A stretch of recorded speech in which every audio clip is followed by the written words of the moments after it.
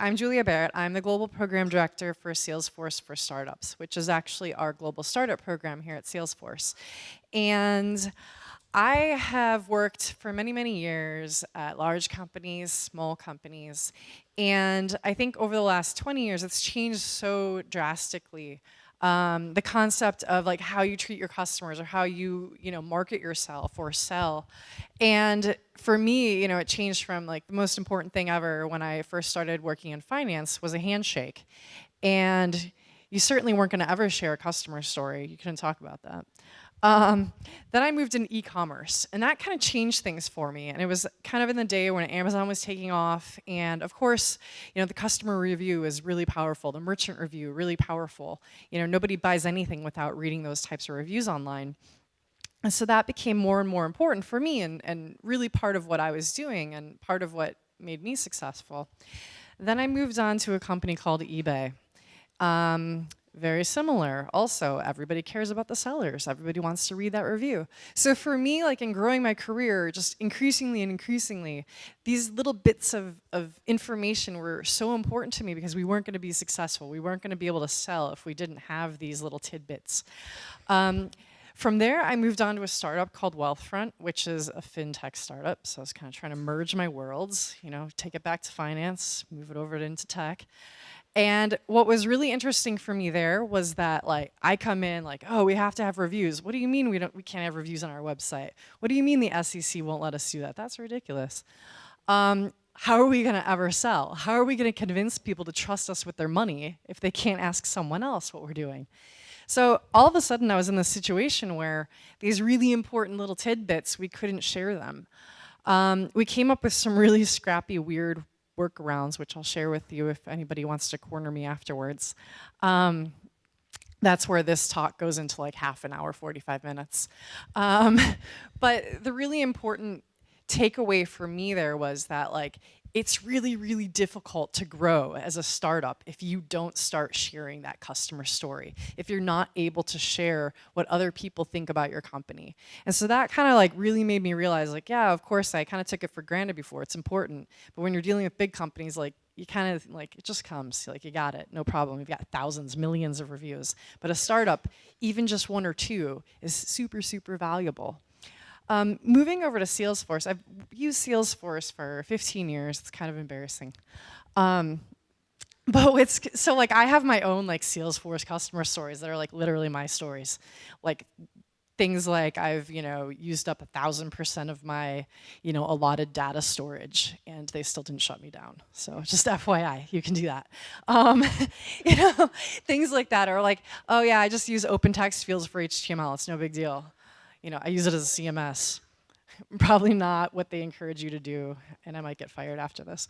But there are things that you can do with things like Salesforce that if you don't have that customer story, if you're not hearing that like firsthand experience, you don't know about them. So moving into Salesforce, I actually joined Heroku first, which if you don't know, Heroku is how, don't knock that over, that'll be really bad for everyone. So when I first joined, I joined Heroku, which is on the other side of this building. And at Heroku, I came in, and it was really unfortunate. I was kind of like the bad guy. I was brought in to help them move a little bit more closer into the Salesforce family because they were acquired in December 2010.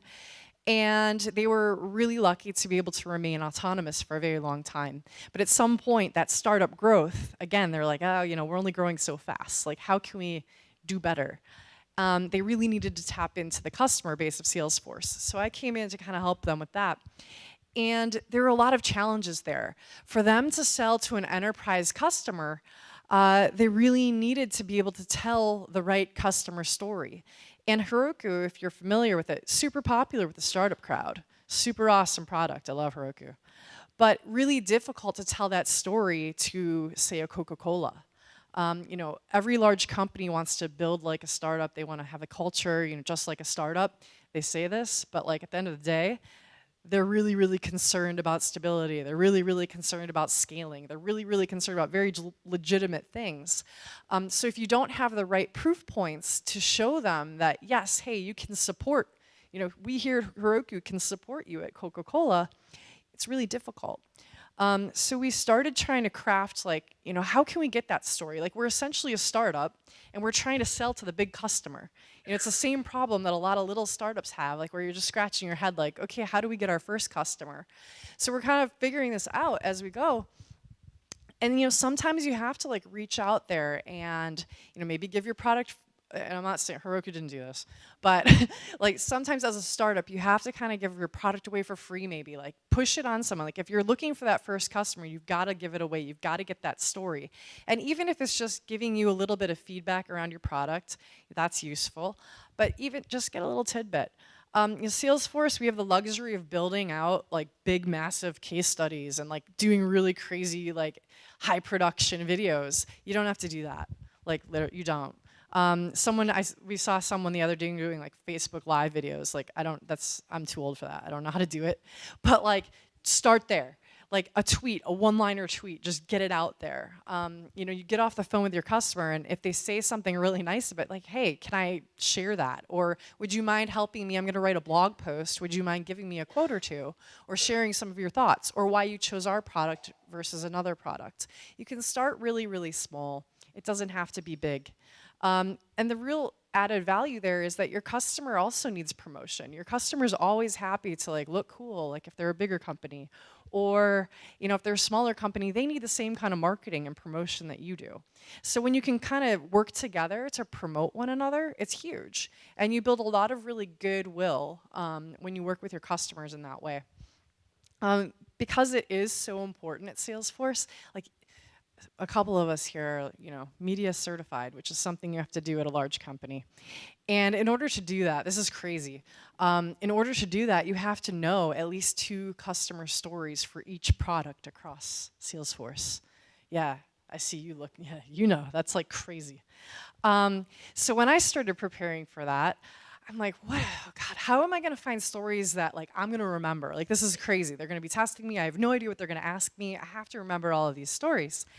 And see, thankfully, again, like Salesforce, we've got like lots and lots of stories. So I could actually find stories that resonate with me that I can remember. And at the time, I was working on my motorcycle license. And so for me, I was like, and I see like Zero Motorcycles, this motorcycle company. And I'm like, what is this? What? How do I not know about this? I should know everything about motorcycles. I just started. So I like read this story and I'm like, what? This is crazy. How, what?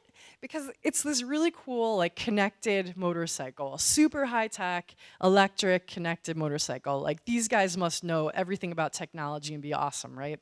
And they are, but this whole story that they told through Salesforce was around the fact that, for you to schedule a test ride, you reach out, and they were like still faxing requests out to dealerships and like all this paperwork back and forth in order to even schedule a test ride. And so they told this whole story about how by using Sales Cloud and using Salesforce Marketing Cloud, they were able to actually start to pull all that together and automate it. So now, like, it's all just an automated process, and they know exactly where that lead came from, which seems like, yeah, a no-brainer. Big companies should be able to do that. But this is a small company, and they just hadn't prioritized it. They couldn't figure it out. And so Salesforce solved that for them. I've since scheduled a training session. I actually was really interested to see how long it would take for someone to get back to me. So I did, follow through that whole process. And then like a nerd, I went and checked in Salesforce to see like where this was all happening. I'm like, this is really cool. So anyway, my point is that as a startup, you've got to think about this. You've got to think about ways to enable your entire team to tell your story. Make it easy for them to explain what you do. Salesforce is not easy to explain. Sometimes people think we're just CRM. Sometimes people know some other random product of ours. The easiest way for me to explain to my dad what we do here at Salesforce is to tell him a customer story. So think of it that way. Make sure that each one of your developers, each one of your marketers, each one of your, mothers, fathers, sisters, brothers can tell someone what you do. And sometimes the easiest way to do that is through a customer story. So I think that's all, right? Am I out of time? Oh, you can have more of me. So I will say this. So I had like actually taught myself a new customer story for this, and then I kind of backed down. I got shy, which doesn't usually happen. But I'm gonna tell it now, and I'm gonna make fun of myself doing this. So you see this picture. Everyone tells me like, oh, you look so old there. And it's like 6 years old, which is even scarier. So, and you notice it went away. Oh wait, wow. Smart. So you'll notice that I'm smiling with my lips closed. And that is because I was super paranoid for a very long time about like one kind of funny tooth. And I went and got braces, adult braces. Just got them off on Monday. So I had I had taught myself the Invisalign story because Invisalign is one of our customers. And Invisalign uses Marketing Cloud, Sales Cloud, and actually Heroku. They were one of our earlier Heroku enterprise customers.